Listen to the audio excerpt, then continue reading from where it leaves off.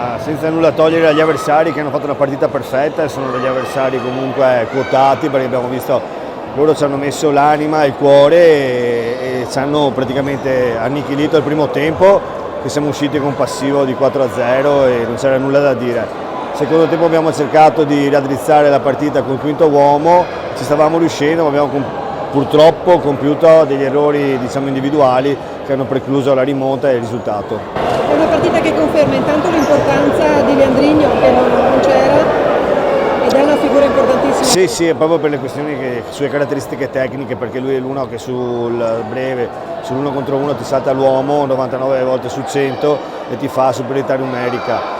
Purtroppo sono due partite che sentiamo la sua mancanza, Manzon ha provato stringendo i denti e non ci è riuscito, ma questo non è un alibi, perché comunque anche a loro mancavano due giocatori molto importanti. Purtroppo noi siamo mancati proprio nella voglia di vincere questa partita e questo mi rammarica molto, perché avevamo un pubblico strapieno e mi dispiace per i nostri tifosi che non siamo riusciti a dargli una gioia e abbiamo purtroppo lasciato con merito loro di 3 punti agli avversari. Juanillo, torniamo a quell'episodio, sei riuscito a vedere qualcosa? Allora io ero qua e lo ha toccato, è anche assurdo pensare che un giocatore che salta l'uomo a porta vuota si butta per quale ragione.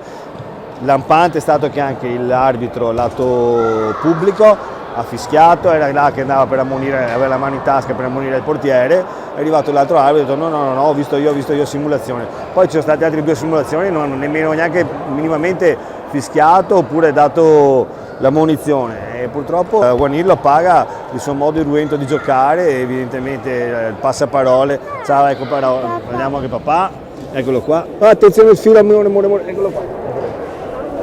Ecco. E purtroppo Juanillo paga questo suo modo di giocare.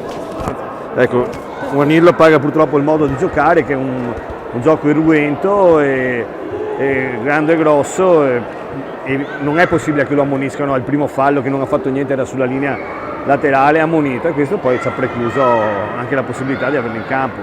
Purtroppo è così. Da dove si riparte, Presidente? Abbiamo una settimana per ricaricare la batteria, perché la prossima settimana non giochiamo. Non è precluso assolutamente nulla, perché anche gli altri risultati, insomma, siamo tutti là. È un peccato, perché se vincevamo ci portavamo in una posizione di più tranquillità per il nostro obiettivo, che è quello della 2, i playoff. Ricarichiamo le pile e speriamo fra 15 giorni di poter portare a casa 3 punti necessari per la nostra rincorsa ai playoff.